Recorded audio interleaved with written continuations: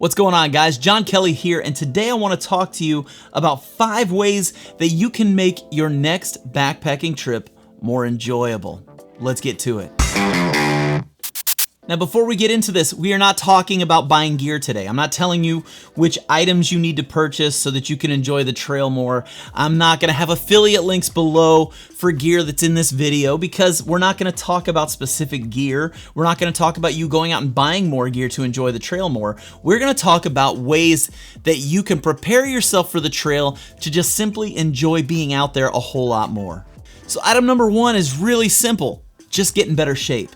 This past July, I was out backpacking with some friends in the Red River Gorge, and I had allowed myself during the pandemic to balloon up to 305 pounds. I swore I would never in my entire life allow myself to get up over 200 pounds, much less 300 pounds, and yet here I was, a 300-pound man who was out backpacking, and I got severe heat exhaustion. Fast forward now to April of 2021, I'm down 54 pounds. I feel a whole lot better. I'm more excited about getting on the trail, but at the same time, I'm still overweight. I still have more weight to lose. And so getting myself in better shape, not only is that going to affect the way I breathe, affect the way my knees and back feel, but it's actually going to remove base weight. The best base weight you can remove is body weight. Now, does that mean you can't backpack if you're overweight? No, that's not what that means. It's not a prerequisite that you have to be a marathon runner or a bodybuilder or a gymnast or something crazy like that to go backpacking, but you will enjoy it more the better shape you're in. So be thinking about that. Do your knees and back a favor. Do your feet a favor. The more weight you can take off or the better shape you can be in, you're going to enjoy backpacking a whole lot more. Number 2, take advantage of your backyard.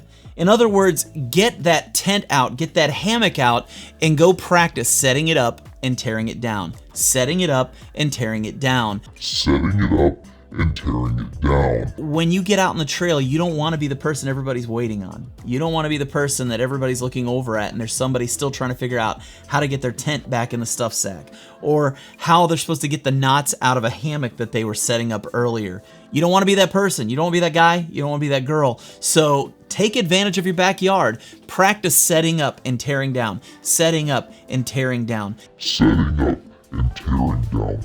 Set up your sleeping pad in your tent. Set up your underquilt on your hammock. Sleep in your tent and your hammock a few times. Get yourself comfortable in those situations so when you got on the trail, this isn't your first experience setting up or tearing down, and it's not your first experience sleeping in those. The more prepared you are for the trail when it comes to your shelter system and your sleep system, the more you're going to enjoy being out there. Number 3 goes right along with number 2, and that's to pack and unpack your backpack. In other words, learn how to pack that thing quickly, efficiently, and dispersing the weight in such a way that it's going to be easier to carry. A lot of times people get a backpack and they start putting everything in it and they find that they've put too much weight at the top of the backpack or too much weight at the bottom of the backpack or all the weight is to the back of the backpack. You've got to make sure you understand how to set that backpack up when you pack it so that it's going to be more comfortable when you're carrying it. You're also going to want to adjust the straps and everything else that's connected with your backpack. There may be parts of it that you're just not going to use that you can take off the backpack and cut a little extra base weight that way. But the best thing that you can do for yourself when you get ready to go backpacking is understanding how to pack your backpack and how to unpack your backpack. It'll be frustrating at first because you're going to look at this floor full of stuff and just try and figure out how am I going to get all of this in this backpack. The truth is it'll all fit. You just got to practice. Because let's be honest, when you're at camp and everybody's ready to hike and you're the one person who still hasn't packed all your stuff, you don't want people sitting around saying, waiting on a stringer. Number 4 is a lot like number 1. Get that backpack on and start walking. It doesn't matter if it's in your neighborhood or if it's on a trail. Start wearing a fully packed backpack on your back and start walking with it, going on hikes, going on walks around your neighborhood. Those things are huge because when you go backpacking, if you haven't been wearing that backpack as you train, you're going to find out real quick that it's not the same. You may be somebody who can fly on a hiking trail, but the moment you put on that backpack, suddenly you find yourself a little belabored. You find yourself struggling just a little bit to get through the trail without being exhausted. It's really important that you get that backpack dialed in. You know exactly how you want it to fit. You know how you want it to carry. You know how you want your gear in the back of it. By doing that and getting your body used to it, when you get out on the trail, you're going to enjoy it a whole lot more. I remember when I was training for Mount Kilimanjaro, I was wearing my backpack and wearing an elevation mask to prepare for the higher elevations of Kilimanjaro.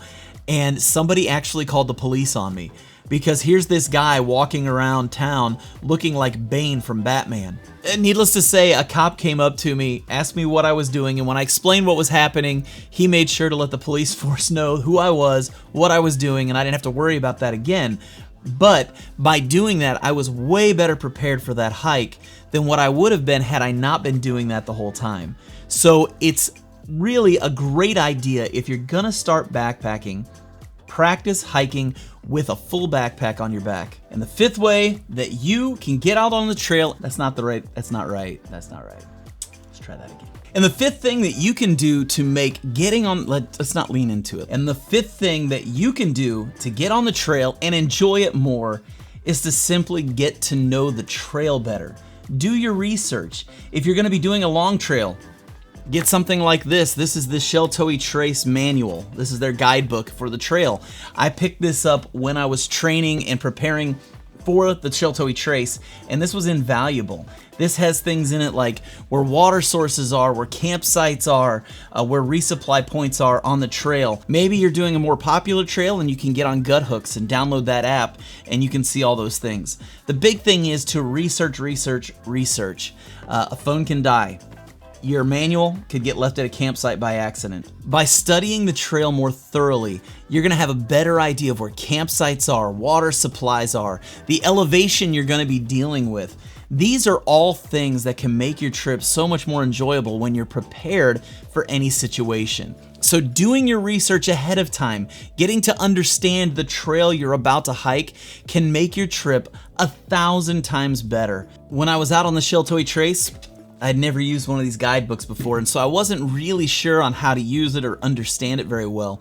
But luckily I had my friend Brian with me, aka The Flash, who would hike the Appalachian Trail, and the two of us together were able to use that book along with online maps so that we were in better shape while we were out on the trail. By doing that kind of research and understanding what your mileage is going to be like, where your water supplies are, where your campsites are, the elevation profile, when you do all that stuff in advance, and you know what you're getting into, you can make that hike a lot more fun, a lot more enjoyable, and if you've got other people coming with you, it alleviates surprises. You're gonna have enough surprises with things like weather and wildlife. You don't need to add the surprise of a trail you weren't thinking about. So make sure to research before you hit the trail on a backpacking trip. So what do you guys do? What are some things that you do to prepare to make the trail a much better experience? Leave those in the comments below. I'd love to hear from you guys what you're doing to prepare for when you go on your backpacking trips.